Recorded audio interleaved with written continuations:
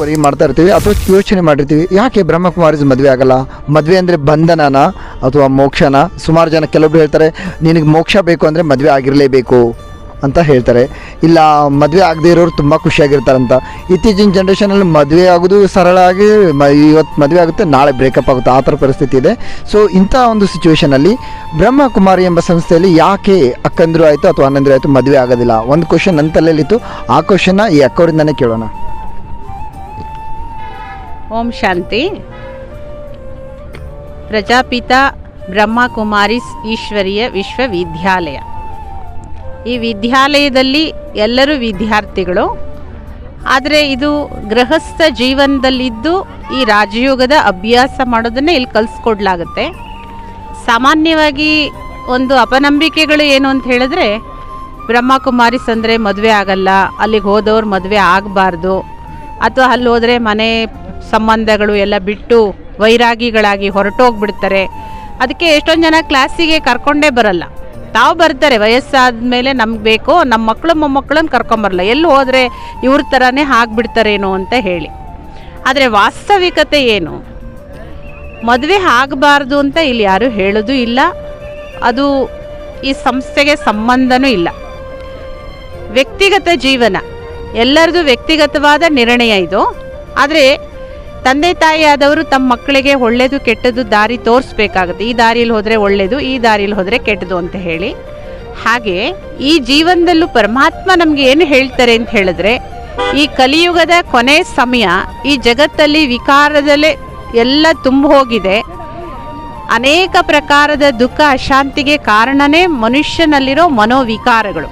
ಅದರಲ್ಲಿ ಮೊಟ್ಟ ಮೊದಲನೇದಾಗಿ ಬಾಡಿ ಕಾನ್ಷಿಯಸ್ ಏನಿದೆ, ನಾನು ಅನ್ನೋ ಅಭಿಮಾನ, ಅದರಿಂದ ಹುಟ್ಟಿರ್ತಕ್ಕಂತಹ ಕಾಮ, ಕ್ರೋಧ, ಲೋಭ, ಮೋಹ, ಅಹಂಕಾರ, ಈ ವಿಕಾರಗಳಲ್ಲೂ ಮೊದಲನೇದಾಗಿ ಬರೋದೇ ಕಾಮ ಮಹಾಶತ್ರು. ಶ್ರೀಮದ್ ಭಗವದ್ಗೀತೆನ ಅಧ್ಯಯನ ಮಾಡ್ತೀವಿ, ಪ್ರತಿನಿತ್ಯ ಉಪದೇಶ ಮಾಡ್ತೀವಿ, ಆದರೆ ಅದನ್ನು ಹೇಳ್ತೀವಿ ಕೇಳ್ತೀವಿ ಬಿಟ್ಟರೆ ಕಾಮ ಮಹಾಶತ್ರು ಅಂತ ತಿಳ್ಕೊಂಡಿಲ್ಲ. ಆ ಶತ್ರುನ ಎಲ್ಲರೂ ಮಿತ್ರ ಮಾಡ್ಕೊಂಡಿರೋದ್ರಿಂದ ಇವತ್ತಿನ ಈ ದುಸ್ಥಿತಿಗೆ ಕಾರಣ ಆಗಿದೆ. ಈ ಜಗತ್ತು ಒಂದು ಸಮಯದಲ್ಲಿ ತುಂಬ ಸುಖಮಯವಾಗಿತ್ತು. ಎಲ್ಲಿ ಹಾಲು ತುಪ್ಪದ ನದಿ ಹರಿತಾ ಇತ್ತು, ಹುಲಿ ಹಸು ಒಂದು ಕಡೆ ನೀರು ಕುಡಿತಾ ಇತ್ತು, ಕೊಂಬೆಗಳಲ್ಲಿ ಚಿನ್ನದ ಪಕ್ಷಿ ಕೂಗ್ತಾ ಇತ್ತು. ಅದನ್ನು ಸ್ವರ್ಗ, ವೈಕುಂಠ, ರಾಮರಾಜ್ಯ, ಸ್ವರ್ಣಿಮ ಯುಗ ಅಂತೆಲ್ಲ ಕರೀತಾ ಇದ್ವಿ. ಆದರೆ ಇವತ್ತಿನ ಕಲಿಯುಗದ ಹೋಲಿಕೆಯಲ್ಲಿ ಅದೇ ವಿರುದ್ಧವಾಗಿದೆ. ಇದಕ್ಕೆ ಈ ವ್ಯತ್ಯಾಸಕ್ಕೆ ಕಾರಣ ಏನು ಅಂತ ಹೇಳಿದ್ರೆ, ಅದು ಪವಿತ್ರತೆ. ಪವಿತ್ರತೆ ಅಂತ ಹೇಳಿದ್ರೆ ಮೊಟ್ಟ ಮೊದಲನೇದಾಗಿ ಬ್ರಹ್ಮಚರ್ಯ.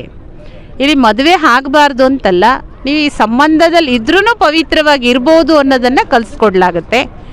ಹಾಗೆ ಸಮರ್ಪಿತವಾಗಿರೋ ನಮ್ಮ ಅಂಥ ಸಹೋದರಿಯರು ಮದುವೆ ಆಗಿಲ್ಲ ಅಂತ ಎಲ್ಲರೂ ನೋಡ್ತಾರೆ. ವಾಸ್ತವಿಕವಾಗಿ ನಮಗೆ ಮದುವೆ ಆಗಿದೆ.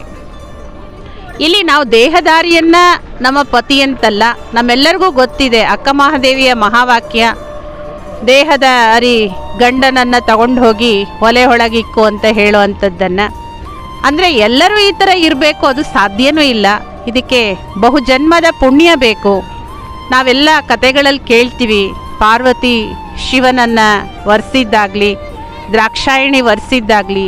ಅಂದರೆ ಹೇಗೆ ಅಕ್ಕ ಮಹಾದೇವಿ ಚನ್ನಮಲ್ಲಿಕಾರ್ಜುನನನ್ನೇ ತನ್ನ ಪತಿಯಾಗಿ ಸ್ವೀಕಾರ ಮಾಡಿದ್ರೋ, ಅದೇ ಥರ ಬ್ರಹ್ಮಕುಮಾರ ಸಹೋದರ ಸಹೋದರಿಯರು ಕೂಡ ಪರಮಾತ್ಮನನ್ನೇ ತನ್ನ ಪತಿಯನ್ನಾಗಿ ಸ್ವೀಕಾರ ಮಾಡಿ, ಅವರ ಒಂದು ಶ್ರೇಷ್ಠ ಮಾರ್ಗದರ್ಶನದಲ್ಲಿ ಅವನು ಜಗತ್ಪಿತ ಆದರೆ, ನಾವು ನಮ್ಮನ್ನು ಜಗನ್ಮಾತೆಯ ಸ್ಥಾನದಲ್ಲಿ ನೋಡ್ತಾ ಇಡೀ ವಿಶ್ವದಲ್ಲಿರೋರೆಲ್ಲರೂ ನಮ್ಮ ಮಕ್ಕಳು ಅನ್ನೋ ಆತ್ಮದೃಷ್ಟಿಯಲ್ಲಿ ನೋಡ್ತಾ ಈ ಜಗತ್ತಿನ ಸೇವೆಯಲ್ಲಿ ನಮ್ಮ ಜೀವನವನ್ನು ಮುಡಿಪಾಗಿಟ್ಕೊಂಡಿರ್ತೀವಿ. ಬಿಟ್ಟರೆ ಮದುವೆ ವ್ಯಕ್ತಿ ಜೊತೆ ಆಗಿಲ್ಲ, ಅಗೋಚರವಾದ ಶಕ್ತಿ ಜೊತೆ ನಮ್ಮ ವಿವಾಹ ಆಗಿದೆ.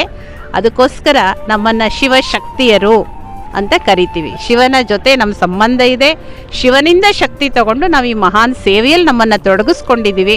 ಇಲ್ಲಿ ಕ್ಲಾಸಿಗೆ ಬರೋರಿಗೂ ಮದುವೆ ಆಗಬೇಡಿ ಅಂತ ಹೇಳೋದಿಲ್ಲ, ಅದರ ಲಾಭ ನಷ್ಟಗಳನ್ನು ಹೇಳಲಾಗುತ್ತೆ. ಪರಮಾತ್ಮನಿಗೆ ಇವತ್ತು ನಮ್ಮ ಸಹಕಾರ ಏನು ಬೇಕಾಗಿದೆ ಅಂದರೆ, ಒಂದು ಈ ಜನ್ಮದಲ್ಲಿ ಯಾರು ಪವಿತ್ರವಾಗಿದ್ದು ಈ ಮಹಾನ್ ಕಾರ್ಯದಲ್ಲಿ ಸಹಯೋಗಿಗಳಾಗ್ತಾರೋ ಅವರೇ ಮುಂದೆ ಬರೋ ಭವಿಷ್ಯದ ಪವಿತ್ರವಾದ ಜಗತ್ತಿಗೆ ಮಾಲೀಕರಾಗ್ತಾರೆ. ಪರಮಾತ್ಮನಿಗೆ ಒಂದು ಸಣ್ಣ ಸಹಾಯ ಅಷ್ಟೇ ಇದು. ಈ ಒಂದು ಜನ್ಮ ಪವಿತ್ರವಾಗಿದ್ದರೆ 21 ಜನ್ಮ 2500 ವರ್ಷ ನಾವು ಸುಖ ಶಾಂತಿ ಆನಂದಮಯ ಜೀವನವನ್ನು ಮಾಡ್ಬೋದು. ಅದರಿಂದ ಪರಮಾತ್ಮನೇ ಪತಿಯಾಗಿ ಸ್ವೀಕಾರ ಮಾಡ್ತೀವಿ, ಅವರ ಮಾರ್ಗದರ್ಶನದಲ್ಲಿ ನಡೀತೇವೆ ಹೊರತು ಯಾರಿಗೂ ಮದುವೆ ಆಗಬೇಡಿ ಅಂತ ಹೇಳೋದಿಲ್ಲ. ಆಗೋದು ಬಿಡೋದು ಎಲ್ಲರಿಗೂ ವ್ಯಕ್ತಿಗತವಾದಂತಹ ನಿರ್ಣಯ, ಅದು ಮಾರ್ಗ ತೋರಿಸಲಾಗುತ್ತೆ ಅಷ್ಟೇ. ಮತ್ತೇನಾದರೂ ಪ್ರಶ್ನೆ ಇದ್ದರೆ ಕೇಳ್ಬೋದು. ಧನ್ಯವಾದಗಳು.